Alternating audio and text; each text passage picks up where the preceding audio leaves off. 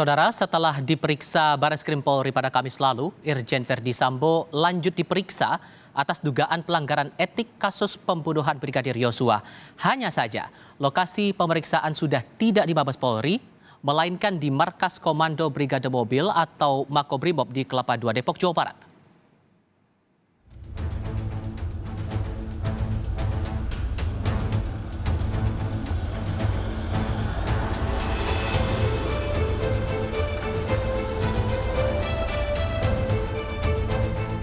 Sosok sentral kasus pembunuhan Brigadir Yosua, Irjen Verdi Sambo, dibawa ke Makobrimob pada Sabtu sore.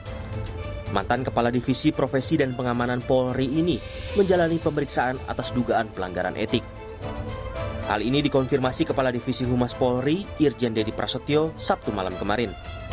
Dedi menyebut, Inspektorat Khusus atau Irsus memeriksa 25 orang, 4 diantaranya termasuk Irjen Verdi Sambo.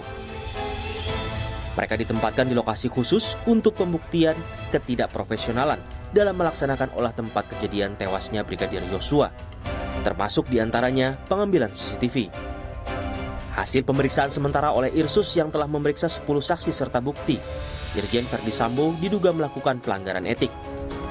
Lebih lanjut, Dedi menjelaskan, ada perbedaan tugas pemeriksaan antara Inspektorat Khusus atau Irsus dan tim khusus yang dibentuk Kapolri. Irsus fokusnya menyangkut masalah pelanggaran kode etik. Kalau tim sus kerjanya adalah proses pembuktian secara ilmiah atau saintifik. Ini masih juga berproses. Apabila nanti sudah ada istilahnya update yang terbaru, baik dari Inspektorat Khusus maupun Irsus, nanti akan disampaikan lebih lanjut. Ketidakprofesionalannya itu apa sih, Pak? Tadi kan saya sebutkan. Ya, di dalam pelaksanaan olah TKP, seperti Pak Kapolri sampaikan, ya, terjadi misalnya pengambilan CCTV dan lain sebagainya. Tanda-tanda Sambo akan dibawa ke tempat khusus sudah terlihat sejak Sabtu siang. Sejumlah kendaraan taktis Brimob memasuki halaman gedung Bareskrim Polri. Beberapa personel Brimob juga mengenakan seragam lengkap dan dipersenjatai dengan senapan laras panjang. Lewat pesan singkat, Direktur Tindak Pidana Umum Dirtipidum Bareskrim Polri, Brigjen Andirian Jayadi menyatakan kehadiran personel Brimob untuk pengamanan Bareskrim itu atas permintaan resmi Kabar Eskrim. Meski tengah diperiksa atas dugaan pelanggaran etik, pemeriksaan dugaan pidana oleh Verdi Sambo tak serta-merta luntur. Hal ini diungkap Menko Polhukam Mahfud MD di laman Instagramnya. Ya, saya sudah mendapat info bahwa Irjen Verdi Sambo dibawa ke Makobrimob dan Provos. Itu juga sudah tersiar di berbagai media. Menurut hukum, pelanggaran etik dan pelanggaran pidana itu bisa sama-sama jalan.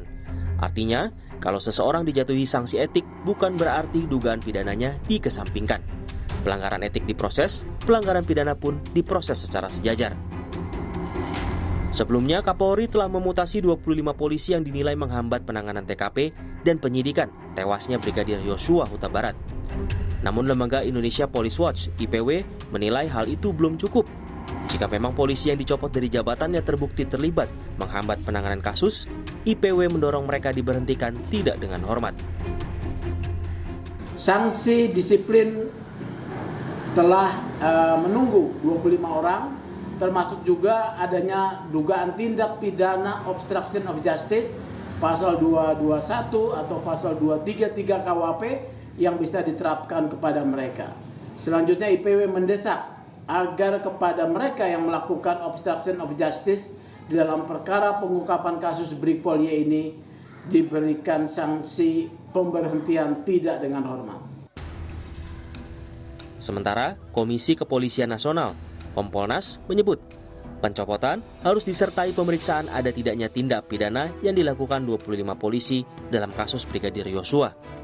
Kompolnas mengapresiasi dan mendukung ketegasan Bapak Kapolri dalam memeriksa 25 anggota Polri untuk diproses kode etik karena diduga menghalangi proses penyidikan di kasus Brigadir J.